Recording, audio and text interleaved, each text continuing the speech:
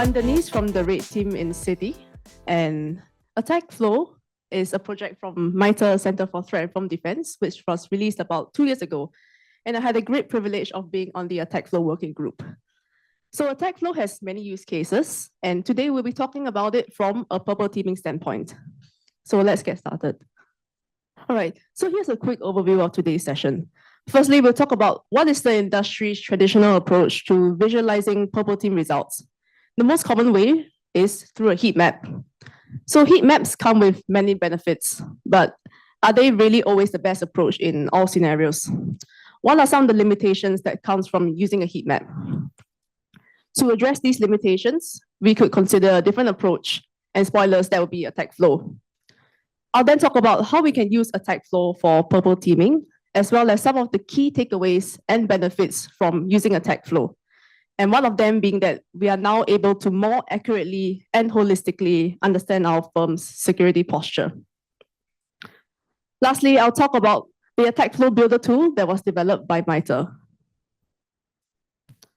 So we'll conduct today's analysis on this fictional company that we'll call QuestLab Incorporated. And as seen on screen, QuestLab is a research institute, and being a small company, they have a limited security budget. The only security product that they are using is Defender for Business, which is the EDR, as well as the built-in Windows Defender firewall. And for email, QuestLab is using Microsoft Outlook. So let's now all put ourselves in the shoes of QuestLab's management as we walk through this together. Let's say that based on relevant threat intelligence, we have identified that AP329 is a relevant threat of interest. And as management, we have engaged an external team to conduct a purple team exercise to assess our company's security posture. So after the purple team exercise is done, this heat map might come to us in our purple team report. So such a heat map might look familiar to some of us here. This is basically the simplified MITRE attack matrix built-in navigator. So let's zoom into the next slide where I've extracted the relevant techniques. So at first glance, we see that there are 11 techniques, 5 green, 6 red. So in this case, green would mean that QuestLab has a defensive measure for that particular technique, and red means otherwise. For example, if we look at the initial access vector here, spear phishing attachment, QuestLab has a defensive measure for this because they had an email filter that quarantined the malicious email. Hence, the victim did not even receive this phishing email. If we look at file and directory discovery, we see that it is red, meaning that there are no defensive measures for this particular technique. This might look like legitimate command ran by a sysadmin, and hence QuestLab did not pick up on this technique as being malicious. So in reality, there are multiple levels of defenses. So there'll be many different shades of colors. But for the sake of this presentation, we'll just keep it simple as green and red.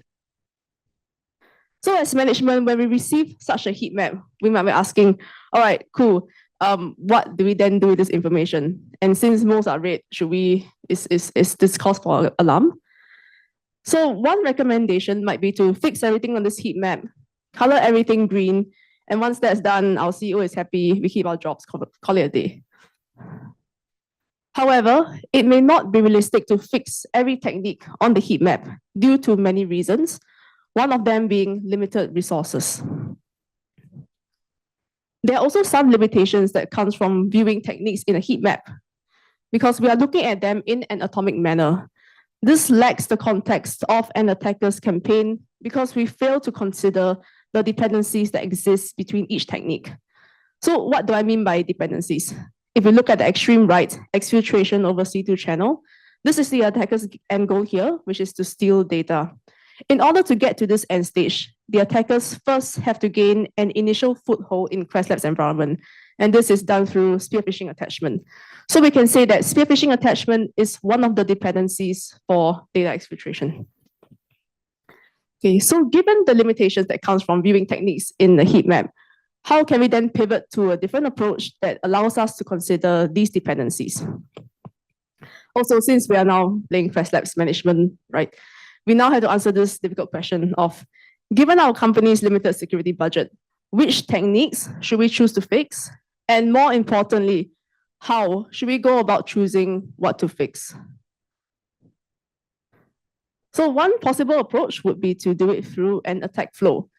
As seen on screen here, the heat map and attack flow both use the exact same data, 5 green and 6 red techniques, but they provide vastly different interpretations. So over the next few slides, I'll walk us through what are the key concepts of attack flow and the benefits of this particular approach. So firstly, what is attack flow? As mentioned earlier, it is a project from MITRE Center for Threat Informed Defense. And attack flow is a concept that allows us to more accurately understand our firm's security posture. Attack flow aims to describe sequences of adversary behavior, the TTPs, as well as illustrate the dependencies between these techniques. Attack flow also helps us to interpret TTPs in the context of an attacker's campaign. So before we dive into the technical details, allow me to walk you through a river analogy. So let's assume that we now own a plot of land in the countryside, not in Singapore, it's too expensive, but just somewhere in the world, right? So this plot of land contains a few houses, and we also happen to live near a river. Unfortunately, when it rains heavily, it will flood, and some of our houses get affected. So we now have to fix this flooding issue.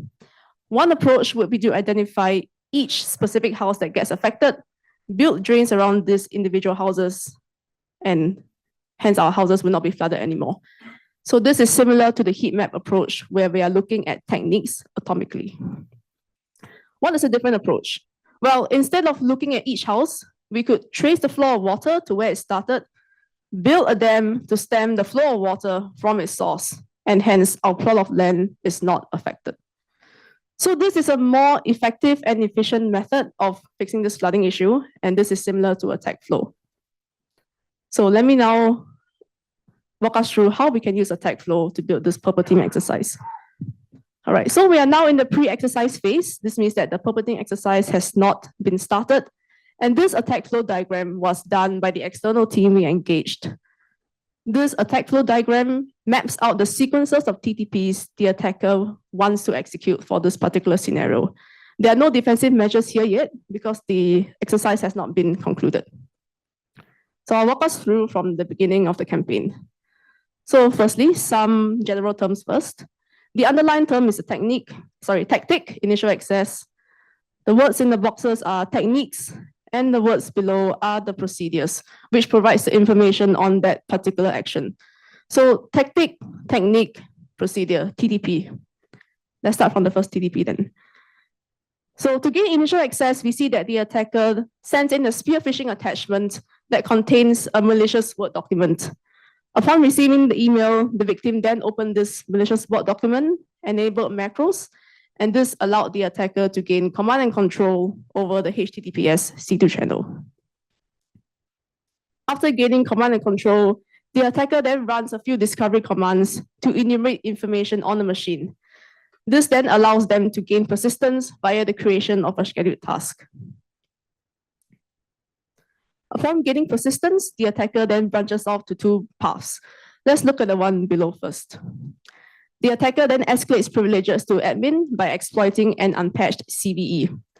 Upon gaining admin privileges, they then use this tool called Mimikatz to dump credentials and hashes.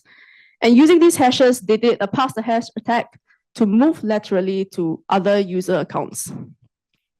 Let's now look at the path on top. The attacker then reached their end goal here of exfiltrating data over the C2 channel. Let's now zoom out to show that there's an iterative cycle happening here. As we can see on screen, there's an arrow that points from lateral movement back to discovery. So how this works is that after the attacker moves laterally to other user accounts and new machines, they then ran through the same set of discovery commands to enumerate for more juicy data that they can exploit. So this arrow here shows the iterative nature of a typical attacker's campaign. Okay, so let's say the purporting exercise ran smoothly, everything is done. We now have the defensive measures for each particular TTP. So green are where we have measures and red is where we are lacking in the defensive controls. So I'll focus on the start of the campaign. So as we see here, we see that spear phishing attachment is green. And as mentioned earlier, this is because QuestLab has an email filter that quarantined the phishing email. Hence, it did not even land in the user's inbox. So this means that the attackers were already blocked from the start of the campaign, thus decreasing the likelihood of them from going to the next stage, execution, and to command and control, and so on and so forth. So zooming out, we see that data exfiltration, the end goal here, is actually colored in red. However, Quest Labs management need not be too alarmed by this, because due to the defense in depth approach taken by Quest Lab, we know that the attackers were already blocked from the start of the campaign, as seen from the 2 green TTPs at the left of the flow.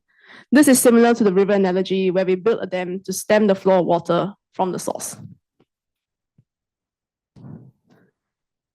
So having said all that, what are some key takeaways from attack flow that would benefit Quest Labs management?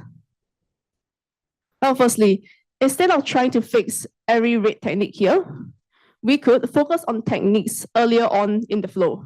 In this example, it will be the command and control technique you see here. This is a technique that is towards the left of the flow and is currently red. And by fixing this red technique, this increases the cost of operations for attackers at the start of the campaign, thus decreasing the likelihood of them from proceeding further. Another plausible approach would be to address choke points in the flow. As we see here, the persistence technique branches off to 2 paths. If we fix this persistence technique, the attackers are less likely to be able to go down either of the 2 paths of priv-esc and data exfiltration. So just a caveat, these are just suggestions, because ultimately it would depend on the firm's risk appetite, which stages of the campaign that they want to focus on. All right, let's take a break from the Quest Lab case study. This is the attack flow builder tool that was developed by MITRE. And the diagram you see here is the exact same attack flow we've been talking about earlier, just that it is now built a different tool. The blue boxes are the attackers' TTPs, and the gray boxes are the defensive measures. So just a note that attack flow is not tied to any specific tool, and this means that we are free to use whichever tool we want to build an attack flow diagram. So if you're interested, you can check out MITRE's user-friendly option over here, and I pasted the GitHub link here. So here are some more examples of more complex looking attack flows. The one we went through today was on the simpler side. As you can see on screen, these attack flows have more branches and paths, and you can use attack flow to model more complex looking incidents for your use cases. So if you're interested, check them out on MITRE's repo here. So back to Quest Labs case study. We see that the heat map and attack flow, while using the exact same data, 5 green, 6 red, they provide very different interpretations of the results. The heat map provides the data around each atomic technique and is a great first step in understanding our firm's defensive measures.